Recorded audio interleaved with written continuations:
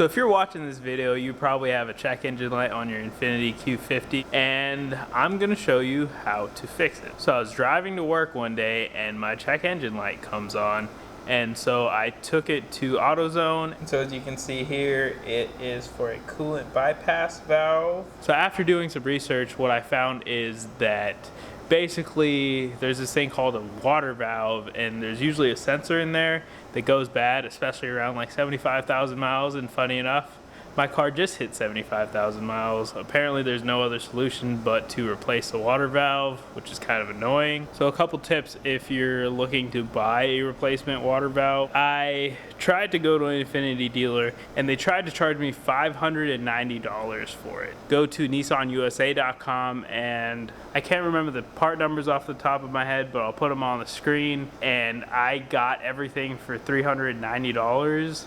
which is a lot cheaper than almost $600. So yeah, it's definitely worth it if you can wait a couple days to have Nissan ship it to you. There's like no video out yet on how it's done, so I figured might as well show you guys.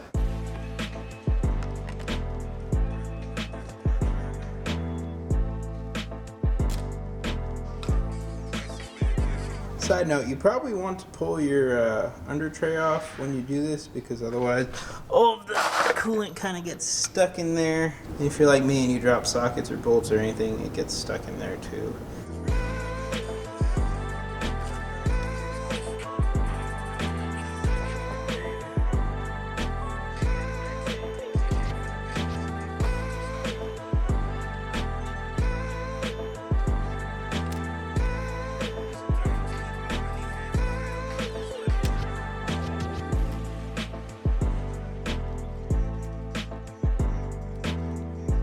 So far, I've got most of the coolant hoses off. I have one more down here that to take off. It's going to be hard to get on camera, so I'm going to just knock it out and then get back to you guys.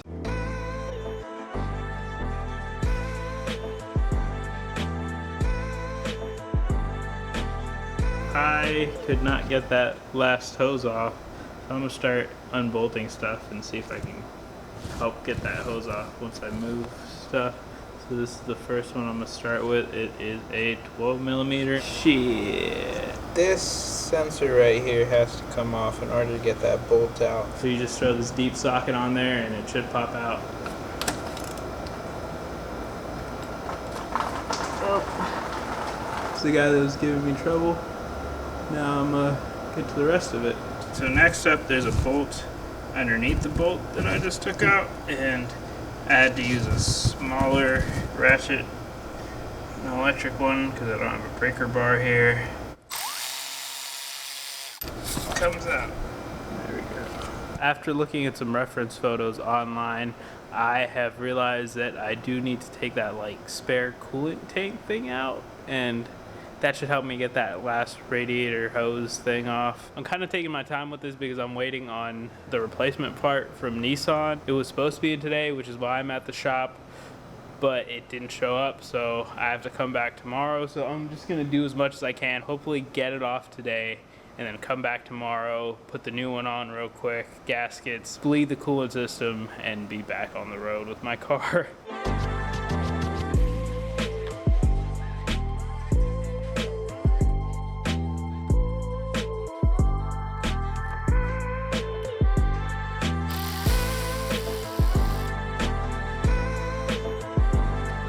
It is a lot easier to get to that coolant hose now.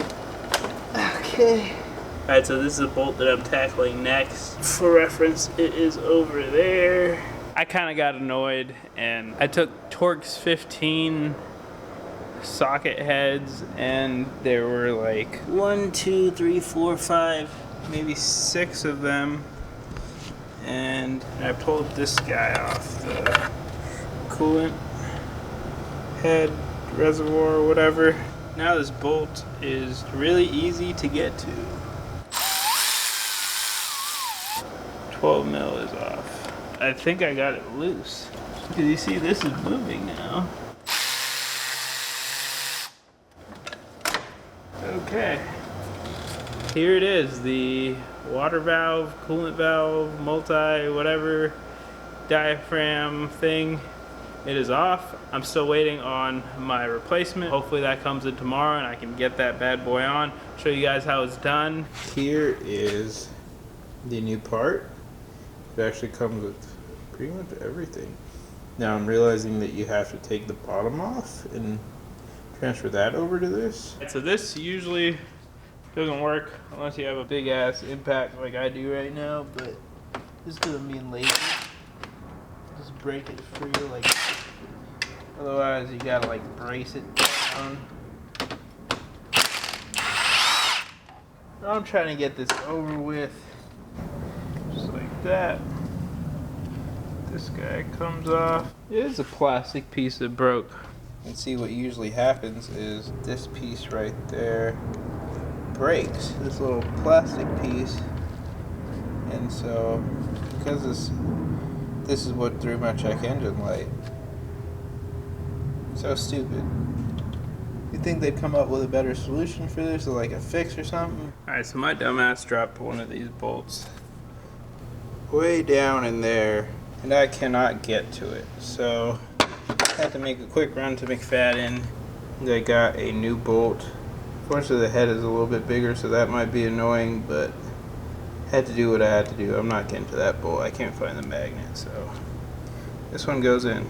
I believe this gasket has to go like so. We'll flip this bad boy. It's gotta go that way. So next up is this gasket, which is for right there. These tabs have to go towards that. I've gotten all 4 of the bolts hand tight. Now I'm going to try and get them properly tight with the ratchet. Now since all of the bolts are tight, it is time to get all these hoses and connectors and all this stuff back to where they belong. I'm going to put this coolant temp sensor thing back on. You don't want to go too tight with that because it is copper.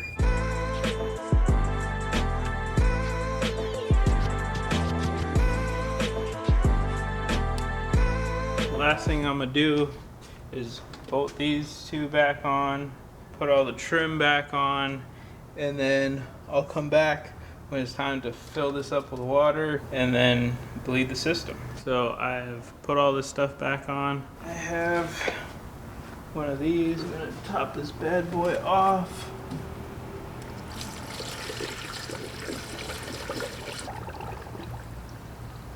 Oh shit, and now it's leaking. All right, go for it.